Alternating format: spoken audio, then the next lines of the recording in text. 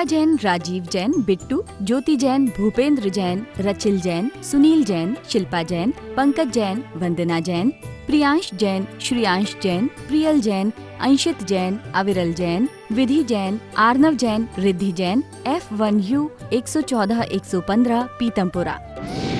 Shri Arun Jain, Shrimati Rekha Jain, DU 28 Pitampura. Shri Suresh Chand Jain, Shrimati Shanti Devi Jain, Shri Sanjay Jain, Shrimati सपना Jain, Shri Naresh Jain, Shrimati Meenu Jain, Namit Jain, Paras Jain, DU 97 Pitampura. Shri Rajesh Jain चावल वाले, श्रीमती पुष्पा जैन, श्री अनुज जैन, श्रीमती तमन्ना जैन, श्री अमन जैन, श्रीमती मेघा जैन, FD 29 पीतमपुरा। श्रीमती बिरमा देवी जैन, धर्मपत्नी स्वर्गीय Shri Lalchand Jain, Shri Sunil Jain, Shrimati Kusum Jain, Shri Saurabh Jain, Shrimati Sonal Jain, Shri Mayank Jain, Shrimati Divya Jain, master Vihan Jain, baby Maysha Jain, DU 43 Pitampura. Shri Hemchand Jain परिवार, Shri Pradeep Jain, Shrimati Ruma Jain, Shri Rajat Jain, Shrimati Anshu Jain, master Hridyansh Jain, FU 8 Pitampura. Shri Anil Kumar Jain, Shrimati Rekha Jain, Shri Kartik Jain, Shri Kunal Jain, F1U 137 Pitampura. Shri Santosh Jain, Shri Sanjay Jain, Shrimati Kavita Jain, कुमारी श्रावी जैन, श्री रजत जैन, DU 49 पीतमपुरा। श्री प्रकाश चंद जैन, श्रीमती चंद्रकांता जैन, श्री पंकज जैन, श्रीमती नीलम जैन, श्री सुशांत जैन, श्री दिव्यांश जैन, CU 76 पीतमपुरा। जय श्री ओम नमः शिदेभ्यः, जय श्री महावीराय नमः, जय श्री परम्पराचार्य गुरुवे नमः, जय श्री उमा स्वामी गुरुवे नमः, जय श्री शांति सागर गुरुवे नमः, जय श्री विद्यानंद गुरुवे नमः, मोक्ष मार्गस्य नेतारं भेदारं कर्म भूभृतां ज्ञातारं विश्वतत्त्वानां वन्दे तद्गुणलब्धये। मंगलम भगवान वीरो मंगलम गौतमो गणे, मंगलम कुंद कुंदार्यो जैन धर्मोस्तु मंगलम। तत्वार्थ सूत्र परम मांगलिक ग्रंथ है, परम आत्म कल्याणकारी हितकारी यह महान ग्रंथ है। आचार्य कुंद कुंद के पट्ट शिष्य आचार्य उमा स्वामी द्वारा विक्रम की प्रथम शताब्दी में लिखा गया ग्रंथ है। यह सूत्रात्मक शैली में है और इसकी भाषा जो है वो संस्कृत है। 10 अध्यायों में बटा हुआ है जिसमें 7 तत्वों का वर्णन है। हम सभी लोग प्रथम अध्याय पढ़ चुके थे। दूसरा अध्याय का प्रथम सूत्र चल रहा था जिसमें जीव के असाधारण भाव बताया जा रहा था, जो अन्य द्रव्यों में ना पाए जाए। ऐसे जो भाव होते हैं वो असाधारण भाव होते हैं। जैसे जीव में ज्ञान और दर्शन जो आदि भाव पाए जाते हैं वह अन्य पुद्गल आदि में नहीं पाए जाते हैं, तो वो असाधारण भाव। यहाँ पर अपन 5 भाव जीव के असाधारण पढ़ रहे थे। उपशम, क्षय, क्षयोपशम, औदयिक, पारिणामिक आदि इस प्रकार से जो भाव थे हम उनको पढ़ रहे थे। एक बार हम पहले एक सूत्र को देख लेते हैं बोर्ड के माध्यम से और फिर इसके विशेष अर्थ को समझते हैं। सूत्र दूसरे अध्याय का 1 नंबर सूत्र है। औपशमिक क्षायकौ भावौ मिश्रस्य जीवस्य स्वतत्व मौदयिक पारिणामिकौ च। 5 नाम पढ़े थे अपन ने। औपशमिक, क्षायक, मिश्र। मिश्र क्या है? इन दोनों का मिला हुआ, जिसे अपन क्षयोपशमिक भाव कहते हैं। जीवस्य, जीव के स्वतत्व भाव हैं। 2 भाव यहाँ पर आ गए, औदयिक और पारिणामिक। चा मतलब और। इस प्रकार से 1 नंबर में औपशमिक, दूसरे नंबर में क्षायक भाव, तीसरे में मिश्र अर्थात क्षयोपशमिक भाव, चौथे में औदिक भाव और पांचवे में पारिणामिक भाव। जीवस्य स्वतत्व, ये जीव के स्वतत्व हैं, भाव हैं, अर्थात जीव के ही अपने परिणाम हैं। इनको अपन ने यहाँ पढ़ा है। यहाँ पर एक एक शब्दों का अपन अर्थ समझेंगे। औपसमिक उपसम से बना है, छायक क्षय से बना है, मिश्र से जो क्षयोपसम है, क्षयोपसम से छायोपसमिक बना है, और उदय से औदयिक और परिणाम से पारिणामिक। इस प्रकार से यह सूत्र का अर्थ हुआ। हम सब लोग इसके एक एक शब्दों को आज तो पुनः ठीक से और विस्तार से समझते हैं। तो उपसम, क्षय, क्षयोपसम, उदय और पारिणामिक, इसको अच्छी तरह से आप रट लीजिए या समझ लीजिए। जो भी आप आगम ग्रंथ पढ़ेंगे, ये शब्द बार बार पुनः पुनः आपके सामने आएंगे पढ़ने में। कोई भी शास्त्र उठाओगे वहाँ पर ये शब्द जरूर आएंगे। उपसम का मतलब होता है दबना। जैसे मिट्टी युक्त पानी है और वह पानी अपन ने फिटकरी डाली तो वह मिट्टी क्या हो गया, दब गया, ठीक है ना। तो पानी गंदा था और उसका गंदापन नीचे चले जाना, उसका नाम है उपशम, ठीक है। पानी का उपशम नहीं, कर्म का उपशम या मिट्टी का उपशम। उदाहरण में मिट्टी का उपशम और सिद्धांत में कर्मों का दब जाना, कर्मों का उपशमन हो जाना, दब जाना, उदय में नहीं आना, तो उसका नाम क्या हो गया, उपशम। कर्मों का उपशम उपशम है, कर्मों का दब जाना उपशम है, मिट्टी का दब जाना वह पानी का शुद्ध प्रकट होना, इस प्रकार से ये उपशम हुआ। दूसरा है क्षय। क्षय में क्या करेंगे, अपन पानी को बिल्कुल साफ सुथरा वाला जो पानी है आ गया, अर्थात मिट्टी बिल्कुल पूरी निकल गई, तो मिट्टी का क्षय हो जाना, मिट्टी का नष्ट हो जाना, पानी का प्योर शुद्ध हो जाना, इसका नाम है क्षय। ऐसी कर्म का नष्ट हो जाना, कर्म का क्षय हो जाना, और जो आत्मा शुद्ध हुई, निर्मल हुई, उसका नाम है क्षय। दो बातें हो गई। तीसरी बात है क्षयोपशम। तीसरा जो है मिश्र बोलो या क्षयोपशम बोलो।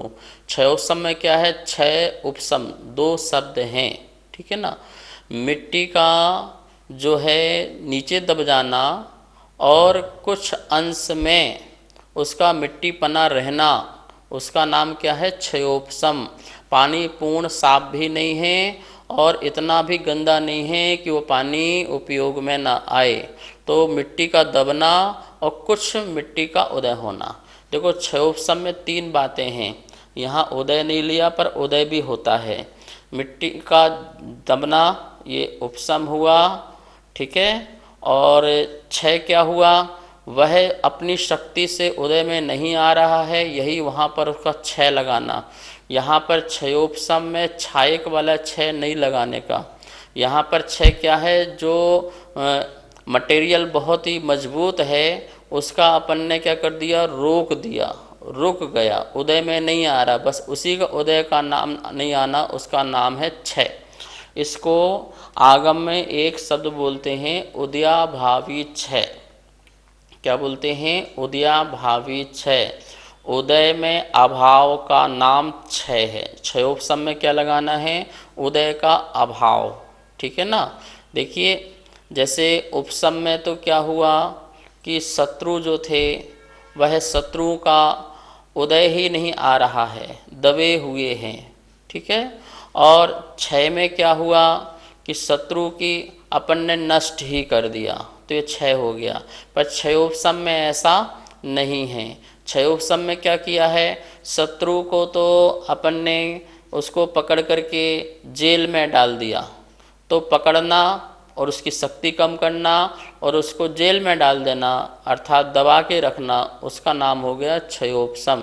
जैसे किसी राजा ने एक राजा को जीता, तो जीतने के बाद क्या किया, उसकी जो शक्ति थी राजापन की वो छीन ली, इसका नाम हो गया क्षय। और उसको ही क्या बोलते, जेल में डाल दिया, तो उसका नाम हो गया उपशम। ऐसे ही कर्मों की बात लगाना है कि कर्म में क्षयोपशम अवस्था में क्या बात है, तीन बातें होती हैं। एक बात तो ये होती है कि जो अपना कर्म है उस कर्म को उसको उदय में नहीं आने देना, पहली बात। और दूसरी बात, उसको वैसा ही दबा के रखना, उदय में नहीं आने देना, उसको वैसी दबा के रखना। और जो कमज़ोर पार्टी है, कमज़ोर जो कर्म है उसका उदय चलते रहना। मजबूत वाले जो कर्म थे उसे दबा के रखना, और जो कमज़ोर कर्म है उसको आगे आने देना, उसका नाम है क्षयोपशम। बात समझ में आ गई ना। अब अपन जैन दर्शन में पढ़ेंगे तो इसको बोलते हैं सर्वघाती और देशघाती, दो शब्द हैं। मजबूत कर्म को बोलते हैं सर्वघाती, कमज़ोर कर्म को कहते हैं देशघाती। जो हमारी आत्मा का सर्वरूप से घात करे उसे सर्वघाती स्पर्धक या कर्म प्रगति कहते हैं। और जो हमारी आत्मा का एक देश रूप से घात करे उसे हम लोग देशघाती स्पर्धक या प्रकृति कहते हैं। जब हम सब लोग क्षयोपशम की विशेष परिभाषा पढ़ेंगे तो वहाँ पर इसको अच्छी तरह से पढ़ेंगे। अभी तो आप इतना ही लगाइए, उपशम मतलब जैसे मिट्टी का दबना, कर्म का दबना। क्षय का मतलब मिट्टी का हट जाना पानी से, और कर्म का हट जाना आत्मा से, इसका नाम क्षय। क्षयोपशम में क्या लगाना है, वह कर्म की शक्ति अपने रूप में ही बैठ जाए और दबी रहे, उदय में ना आए, तो उसका नाम क्या है, क्षयोपशम। चौथी बात है उदय।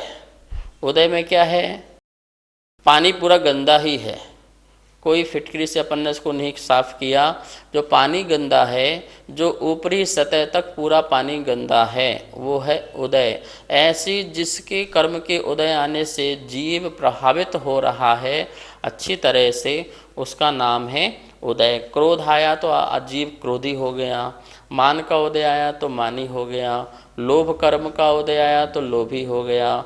तो जिसके उदय आने से जीव में रिजल्ट पता चले, सामने परिणाम पता चले कि इस कर्म का उदय आ रहा है और कर्म के उदय से इसकी ऐसी क्रिया हो रही है, उसे कहेंगे अपन औदयिक भाव। उदय, उदय से होने वाले भाव को औदयिक भाव, ठीक है। और पारिणामिक भाव क्या है, बिल्कुल साफ पानी। कौन सा पानी, बिल्कुल साफ जो पानी है उसे कहेंगे पारिणामिक। प्योर जो पानी है जिसमें कहीं मिट्टी भी नहीं है उसे कहेंगे अपन पारिणामिक। पारिणामिक मतलब देखिए, पानी जो पन है वो चारों में है, चारों में है। पारिणामिक भाव जो है वो निगोद से लेकर के सिद्धों अवस्था तक पारिणामिक भाव पाया जाता है। चैतन्य जो पना है आत्मा का वो हर स्थिति में है, चाहे वो एक इंद्रिय हो, चाहे वो दो इंद्रिय हो, चार इंद्रिय हो, पांच इंद्रिय हो, संसारी जीव हो या मुक्त जीव हो, चेतनपना का कभी नाश नहीं हो सकता है। तो पारिणामिक भाव, परिणाम, स्वभाव, वह तो जीव का त्रैकालिक था, है और रहेगा। आप ही बताइए, पानी गंदे में, पानी गंदे किससे हुआ है, मिट्टी से हुआ है ना, लेकिन पानीपन तो पानी है ना, उसका तो स्वभाव नष्ट नहीं हो रहा है। पानी तो पानी है, चाहे वो गंदा हो चाहे वो साफ हो। तो ऐसे ही जो चैतन्यपना है हर पर्याय में, हर अवस्था में पाए जाने वाला वह चैतन्यपना होता है। शास्त्रों में उदाहरण आया है परिणाम के लिए, स्फटिक मणि की तरह। जैसे स्फटिक मणि को किसी रंग आदि से सानिध्य मिल जाए तो वह स्फटिक मणि उस रंग रूप हो जाती है। हरा रंग मिले तो वह हरा हो जाती है, लाल रंग मिले तो वह लाल रंग हो जाती है। तो लाल रंग हरा रंग हुई वो निमित्त से हुई, वो किसी कारण से हुई है, किसी पर वस्तु के निमित्त से हुई है। स्वयं से वह हरे और लाल नहीं है, वह तो हरे लाल में भी स्फटिक तो स्फटिक ही है। ऐसी आत्मा तो आत्मा ही है, चैतन्य तो चेतन ही है, चाहे वो कर्म अवस्था में हो और चाहे वो कर्म रहित अवस्था में हो। दोनों अवस्थाओं में पाया जाने वाला जो भाव, जिसमें न उदय हो, न उपशम हो, न क्षय हो, न क्षयोपशम हो, ऐसी जो आत्मा का परिणाम है उसे अपन पारिणामिक भाव कहते हैं। इस प्रकार से यहाँ पर 5 प्रकार के भाव हुए। हे गुरुदेव, मेरे मन में शंका पैदा हुई है, उपसम और औपसमिक भावों में क्या अंतर है? कृपया इसका समाधान कीजिए। उपसम और औपसमिक भाव, इसी प्रकार से क्षय और क्षयिक भाव, क्षयोपसम और क्षयोपसमिक भाव, उदय और औदयिक भाव, परिणाम और पारिणामिक भाव, ऐसे पांचों में आप लगा लेंगे। यहाँ देखिए कितना सुंदर अर्थ है इसका। उपसम, उपसम मतलब दबना, कर्मों का दबना, ये उपसम है। और दबने से जो जीव के जो परिणाम हुए, जो जीव के भाव हुए, उसे अपन कहेंगे औपसमिक भाव। ऐसे क्षय और क्षयिक भाव, कर्म का क्षय होना, कर्म का क्षय होना उसे कहेंगे क्षय। और उससे जो जीव का भाव हुआ, जो विशुद्धि प्रकट हुई, जो निर्मलता प्रकट हुई, उसको बोलेंगे क्षयिक भाव।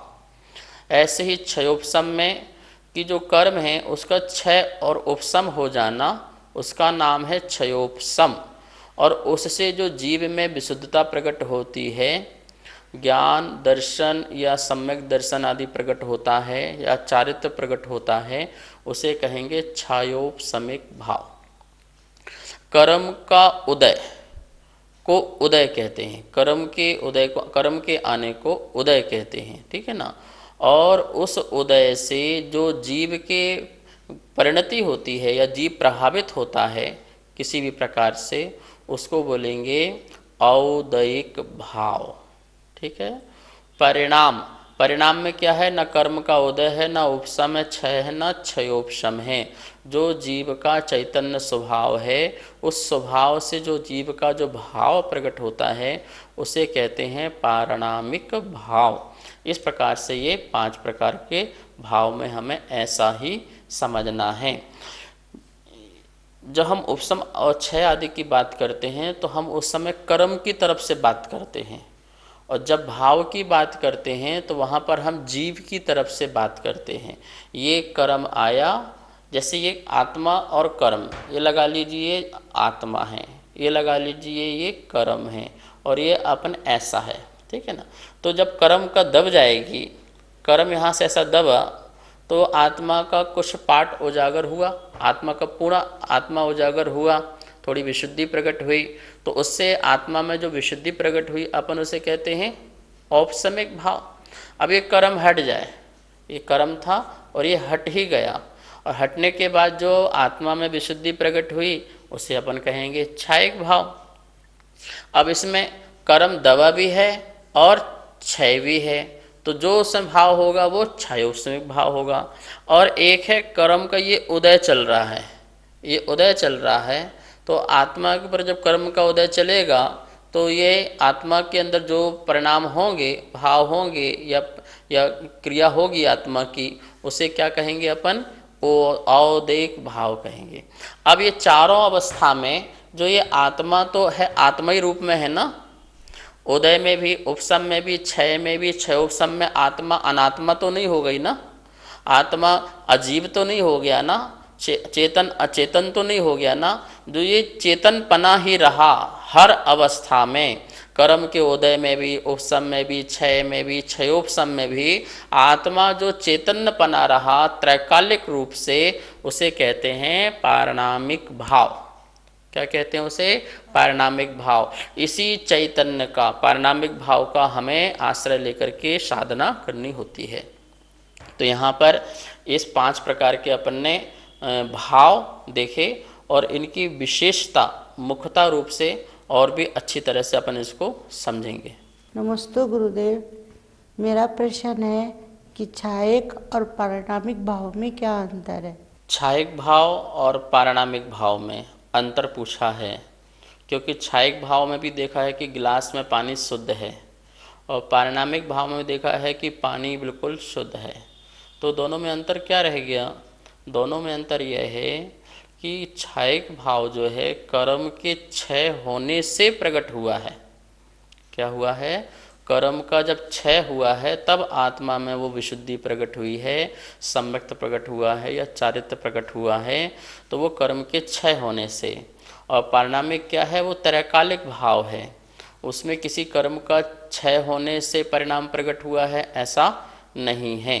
वह एक जो चैतन्य है पना है वो सदा था है और रहेगा, वो पारिणामिक भाव है। अपन ये कह सकते हैं कि छायक भाव मोक्ष का फल है, मोक्ष का फल छायक भाव है, और जो मोक्ष स्वरूप ही है वो पारिणामिक भाव है। जो अपने आप में स्वरूप है, बिना उस स्वरूप के मोक्ष प्राप्त हो ही नहीं सकता है, तो वो जो मोक्ष स्वरूप है वो पारिणामिक भाव है। हमें किसका आश्रय लेना है, छायक का या पारिणामिक का? तो पारिणामिक भाव का ही आश्रय लेना है, तब जाके कर्म का उपशम होगा, क्षय होगा, और क्षयोपशम होगा, बिना उसके नहीं हो सकता है।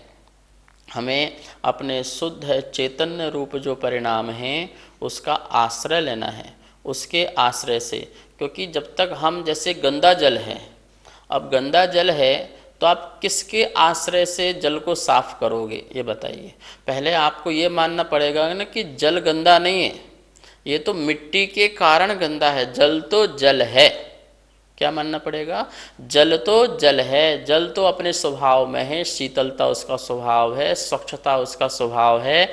ये जो आपने माना इसी को बोलते हैं पारिणामिक भाव, ठीक है ना। जो आपने अपनी आत्मा को माना कि नहीं, आत्मा तो शांत स्वभाव है, आत्मा तो शुद्ध स्वभाव है, आत्मा तो सिद्ध स्वभाव है, जो आपने ये माना इसी का नाम है पारिणामिक भाव। यदि कोई व्यक्ति पहले जल में दृष्टि न दे और गंदगी में दृष्टि दे तो कभी भी 3 काल में जल साफ नहीं हो सकता।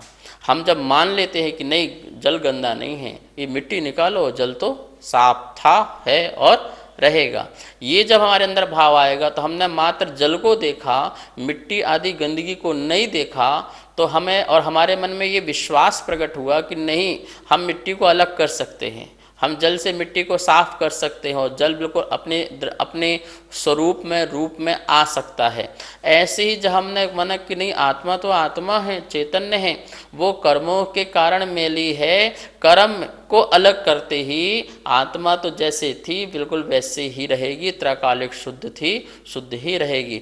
इस प्रकार का जब हमारे अंदर उसके प्रति श्रद्धा प्रकट हुई या वस्तु स्वरूप का निर्णय हुआ तो हमने उस पारिणामिक भाव का आश्रय लिया, और जैसे ही पारिणामिक भाव का आश्रय लिया हमारे कर्म का उपशम होने लगा, कर्म का क्षय होने लगा, क्षयोपशम होने लगा, और एक समय ऐसा आया कि हम कर्म से रहित होकर के निरपेक्ष पारिणामिक भाव को प्रकट कर सके। तो इस प्रकार से यहाँ पर छायक में और पारिणामिक में यही अंतर है।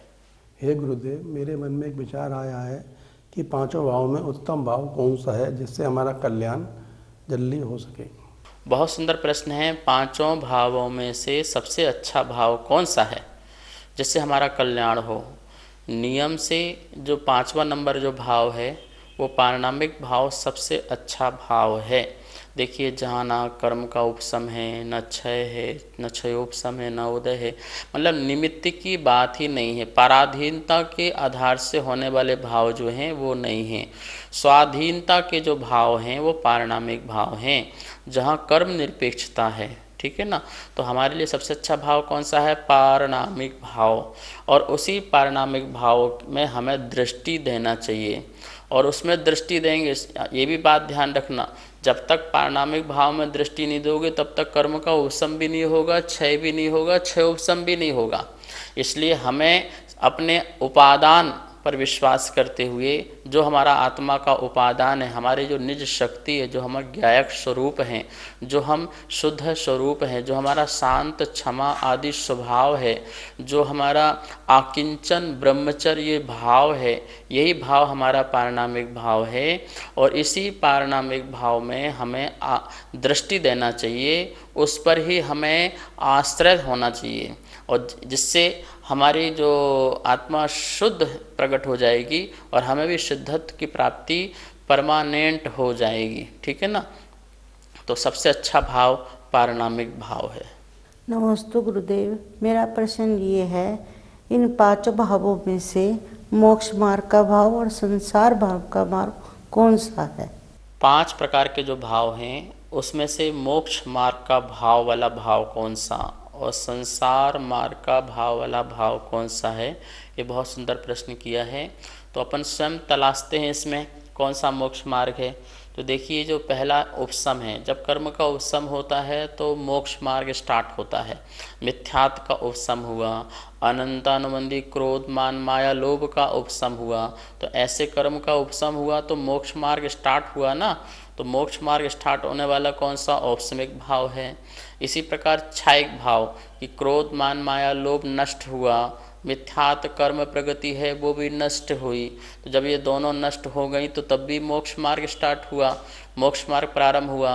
तो देखा कि औपसमिक भाव भी मोक्ष मार्ग है और क्षायिक भाव भी क्या है? मोक्ष मार्ग है।